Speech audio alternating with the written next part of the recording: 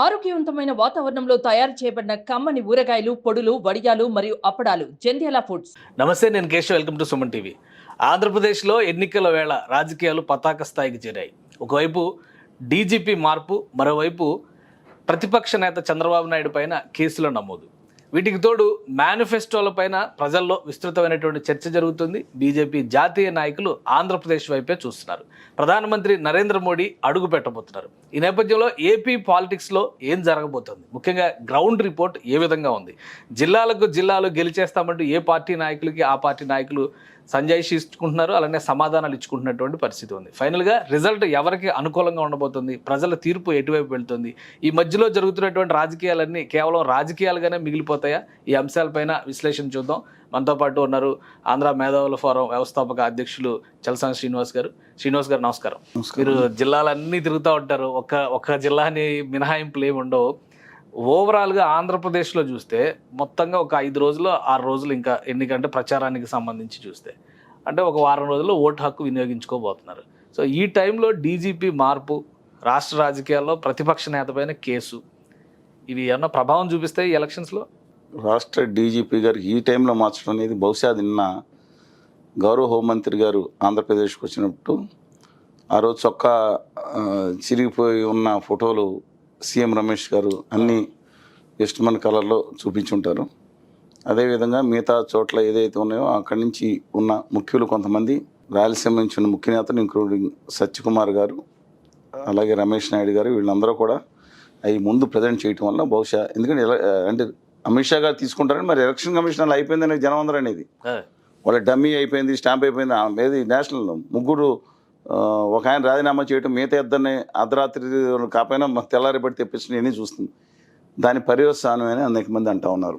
For story different issue. అందువల్ల ఇవాళ effect కొంతవరకు దాని మీద ఉంటుందండి. ఇక కేసులు మిగతా వాటి మీద ఐ డోంట్ థింక్.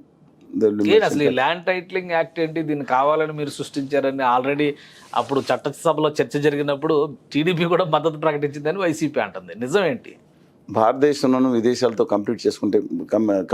మనం చేసుకుంటే ఈ చట్టాల విషయంలో 1835, 1861 ఈ రకమైన 1930 చట్టాలు, 1930 ఈ చట్టాలు ఇంకా ఉన్నాయి. కొన్ని చట్టాల మార్పు కోసం కేంద్ర ప్రభుత్వాలు మోడీ గారు వచ్చిన తర్వాత అంతకుముందు కూడా కొంత ప్రయత్నం జరిగింది. కానీ మీరు అమెరికా వెళ్ళినప్పుడు ఏదైనా ప్రాపర్టీ, ఇంకో చోట ఎక్కడ ప్రాపర్టీ కొనాలంటే మీరు వెళ్ళి చాలా ఈజీగా దాని నెంబర్ ఉంటుంది, మీరు ట్రాన్స్ఫర్ చేసుకోవచ్చు, ట్రాన్స్పరెంట్గా ఉంటుంది. కానీ ఆంధ్రప్రదేశ్లో అసలు హైదరాబాద్లో ఇంకా ఘోరం, చార్మినార్ రిజిస్ట్రేషన్ చేయమని చేసేస్తారండి. స్టాంపులు డబ్బులు కట్టించుకుంటారు, వాళ్ళకి కావాల్సింది అంతే. ఆ స్థలం సర్వే నెంబర్లో చార్మినార్ ఉంది, ఇంకోటి ఉంది అనేది అంత వెరిఫై చేసే కొంత, అంటే అతిశయోక్తిగా అనిపించవచ్చు. కానీ దాన్ని చెప్పాను, 4 పైసలు. తెలుగు రాష్ట్రాలు మొన్నటి ఒకటే కదా, 10 ఏళ్ల క్రితం. అదే ఇది పైసా అంటే కాదు, ఇండియాలో చాలా చోట్ల కూడా ఇదే పరిస్థితి ఉంది. హైదరాబాద్లో కొంత ఇబ్బందులు ఎక్కువ ఉంటాయి, మిగతా చోట్ల తక్కువ ఉండొచ్చు. ఇక్కడ మీరు ఒక ల్యాండ్ మీరు రిజిస్ట్రేషన్ చేయమంటే చేసేస్తారు. దాని తర్వాత 60 మంది వస్తారు హక్కుదారులని, వీళ్ళందరితో జీవితం అయిపోద్ది. కావాలంటే అమ్మిన వాళ్ళే మళ్ళీ వేయిస్తారు. దీనికి మళ్ళీ వాళ్ళ పూర్వీకులు ఉన్నారు, వాళ్ళ సిస్టర్స్ ఉన్నారు. అన్నీ 1985 జూలై 25 అనుకుంటా ఆ రోజు పెట్టిన చట్టం. ఎన్టీ రామారావు గారు ఈ దేశంలో మొట్టమొదటిసారి మహిళలకు ఆస్తి హక్కు చట్టం కల్పించారు. దాన్ని తర్వాత నేషనల్ ఒక చట్టం కింద చేశారు, ఆర్జులయ్యారు. అందువల్ల అది 1950 లోపు లేకపోయినా వాళ్ళందరూ రావటం ఎంత కన్ఫ్యూజన్ పెట్టి, అసలు ఆస్తి కొనాలంటే ఒక ప్రభుత్వ ఆక్షన్కి ఎక్కువ ప్రాపర్టీకి వాల్యూ ఉంటుంది, అది వైట్ అమౌంట్ కొనాలని ఈ లెక్కన. దాన్ని సరి చేయడానికి ఇంతకుముందు ప్రణాళిక సంఘం ప్రయత్నించింది, కానీ ప్రణాళిక సంఘం తీసేసి ఇప్పుడు నీతి ఆయోగ్ అనే కన్సల్టింగ్ సంస్థ, సరే అది దిక్కుమాల సంస్థ, ఏదో పక్కన పెడదాం. కానీ మేము ప్రత్యేక హోదా మీద వెళ్ళి రాయటం, మేము కాగితాలు 2 సార్లు కలిసాం. బహుశా ఆంధ్రప్రదేశ్లో అన్నిసార్లు డిస్కస్ చేసిన వాళ్ళు కూడా ఎవరు ఉండరు ఆంధ్రప్రదేశ్ వరకు. కానీ ఒక సూచన చేసింది, అన్ని రాష్ట్రాలు ఫాలో అవ్వాలి. దాని మీద ఒక చట్టం ఆల్రెడీ ఒక రాష్ట్రం వరకు చట్టం చేసింది, ఆంధ్రప్రదేశ్ వరకు ఇంతకు ముందే వచ్చిందండి. తర్వాత మళ్ళీ రెండోసారి 2019 ఉన్నప్పుడు దాన్ని పలు దఫాలుగా చర్చించి మళ్ళీ చట్టం చేసిన తర్వాత కేంద్ర ప్రభుత్వానికి వెళ్ళిన తర్వాత మళ్ళీ సవరణలు తీసుకొచ్చిన తర్వాత చట్టాన్ని శాసనసభలో ఆమోదించడం జరిగింది. దీంట్లో ముఖ్యమైన పొరపాటు ఏంటంటే దాంట్లో 2-3 విషయాలు. దాంట్లో ఎవరైతే అప్పీలేట్ ట్రిబ్యునల్లో ఉండాల్సిన దాంట్లో ఒక అధికారి కానీ వాళ్ళు ఉండాల్సిన దాన్ని సవరణ మార్చి ఏ వ్యక్తినైనా పెట్టారు. అంటే మిమ్మల్ని కూడా తీసుకెళ్ళి రేపు పొద్దున అప్పీలేట్ ట్రిబ్యునల్ డిసైడ్ చేయవచ్చు, రాజకీయ నాయకులు కూడా చేయవచ్చు. అది సవరించాలని. తర్వాత న్యాయస్థానంలో 3-tier వ్యవస్థ ఉంటుంది. న్యాయస్థానంలో సుప్రీంకోర్టు, స్థానిక కోర్టు, హైకోర్టు, సుప్రీంకోర్టు. ఈ స్థానిక కోర్టులు తీశారు. సో డైరెక్ట్ సెకండ్ లెవెల్కి వెళ్ళాలి. సెకండ్ లెవెల్కి వెళ్ళాలి. ఎంతమంది వెళ్ళగలుగుతారు? ఇవాళ ఏదో హైకోర్టులో ఉంటే మనకు అదృష్టవశాత్తు న్యాయవాదులు లభ్యత ఉన్నారు. సుప్రీంకోర్టుకి మేము వెళ్ళాం ఆంధ్రప్రదేశ్ హక్కుల కోసమైనా కేసుల కోసం. అసలు రోజుకి 1,00,000, 2 లక్షలు, 4 లక్షల పరిస్థితి రండి. సామాన్యులు కూడా వెళ్ళలేని పరిస్థితి, అక్కడ ఉండే నివాసం ఉండలేని పరిస్థితి. ఓకే, ఆ భాష చాలా, అందుకని బెంచ్ పెట్టాలి అని అడుగుతున్నాం. వేరే సంగతి అది. కనీసం స్థానిక న్యాయవాదులకి వస్తుంది. అలాంటి సందర్భంలో అయినా సరే కాస్ట్లీ అయిపోయాయి ఎఫ్ఐఆర్. న్యాయవాదులు రాష్ట్ర వ్యాప్తంగా అనేక చోట ధర్నాలు చేస్తానని పార్టిసిపేట్ చేశాం, వాళ్ళకి మద్దతు తెలియజేశాం. ఎందుకని? హక్కుల కోసం దెబ్బతింటున్నారు. చాలామంది అంటున్నారు న్యాయవాదులు ఉపాధి పోతుంది. అది కూడా కొంతవరకు వాస్తవమైనా వాళ్ళ కోసం పోరాటలేదు, ప్రజల హక్కులు కూడా దీంట్లో మిళితమైనాయి. అందువల్ల సంఘీభావం తెలియజేసినమాట. దీంట్లో రెండోది, మన చట్టాన్ని 2 సంవత్సరాల లోపల, 3 సంవత్సరాలు ఉంది, దాన్ని 2 సంవత్సరాల లోపు గనక మనం అభ్యంతరాలు లేకపోతే నిరభ్యంతర పత్రం వస్తుంది. దీనికి స్టాంప్ పేపర్లు ఉండవు. ఇంకా మన పేపర్ని దాంట్లో పెడతాం, కాగితం ఇస్తారు. తనఖా పెట్టుకునేటప్పుడు ఎవరైనా తనఖా పెట్టుకునేటప్పుడు స్టాంప్ పేపర్లు, ఒరిజినల్ పేపర్ సంతకం పెట్టుకుంటారు. ఇప్పుడు అవి లేవు. ఎవరి దగ్గర వెళ్ళగానే సంతకం పెట్టుకోవచ్చు అనమాట. ఈ మైనస్లు ఉంటాయి. స్టాంప్ పేపర్ అంటే నమ్మకం, ఏంటంటే నా ఆస్తి నా దగ్గర ఉందనే నమ్మకం ఉంటుంది. ఇప్పుడు అంటే పాశ్చాత్య దేశాలు లేదా మిగతా ఆధునిక దేశాల్లో ఈ నమ్మకాలు లేవండి. ఎక్కడ పెట్టుకుంటారు? ఎవరైనా పూర్వం చిన్నప్పుడు మీ సినిమాలు, చాలా తెలుగు సినిమాలు చూసుంటారు బాగా. ఆ పాత సినిమాల్లో ఎవరైనా బెదిరిచేసి ఆస్తి మొత్తం ఆస్తి వెళ్ళిపోద్ది, ఆ రోజుకి సంతకం పెట్టించుకుంటే చాలని ఎన్ని సినిమాలు చూసాం.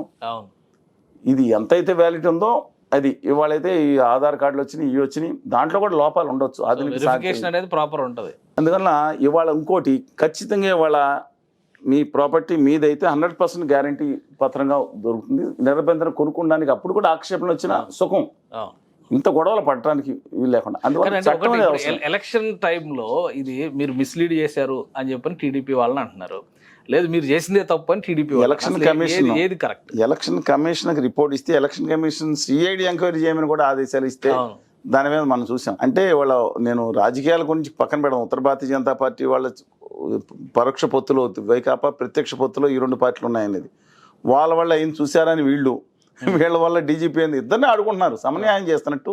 దొడ్డ వెనకమాల వాళ్ళకి న్యాయం, దొడ్డ ముందు వీళ్ళకి న్యాయం.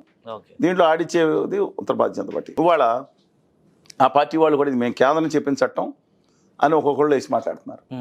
ఇంకో వీడియో రిలీజ్ చేశారు. ఎందుకంటే తెలుగుదేశం పార్టీలో అనేక మంది ఉన్నా సరే కొంచెం విజ్ఞాన విషయాల్లో విజ్ఞానదాయకంగా మాట్లాడేది కొంతమంది ఉన్నారు. దాంట్లో పయ్యావుల కేశవ్ గారు పబ్లిక్ అకౌంట్స్ కమిటీ చైర్మన్ ఒక ఆయన, డెఫినెట్గా ఒక కొత్త నాయకుడి కింద ఆయనకి పేరుంది. ఆయన ఈ చట్టానికి అనుకూలంగా మాట్లాడిన వీడియోలని మొత్తం ప్రత్యక్షమైనవి. తెలుగుదేశం పార్టీ కూడా మద్దతు ఇచ్చింది. కానీ దాంట్లో ఆయన స్పష్టంగా దీంట్లో 2-3 ఇబ్బందులు ఉన్నాయి, ఈ చట్టం అవసరమే, కానీ దాంట్లో సరిచేయాలన్న విషయాలు కూడా అది ఓమిట్ చేయకూడదండి ఆయన మాట్లాడిన విషయం. ఇప్పుడు మేమందరం మాట్లాడిన చట్టం అవసరం, కానీ చట్టంలో ఉన్న ఇష్టం వచ్చిన వ్యక్తులు, అంటే మీకు ఒక ఎమ్మెల్యే మీకు మీద కోపం ఉంది, మీరు వ్యతిరేకంగా పెట్టారు, ఆ మనిషి పెట్టి మీ దామే వివాదం పెడతాడు, ఇంకా అయిపోయినట్టే. న్యాయస్థానానికి, హైకోర్టుకి వెళ్ళాలి. హైకోర్టులో కేసులు ఎన్ని ఉన్నాయండి?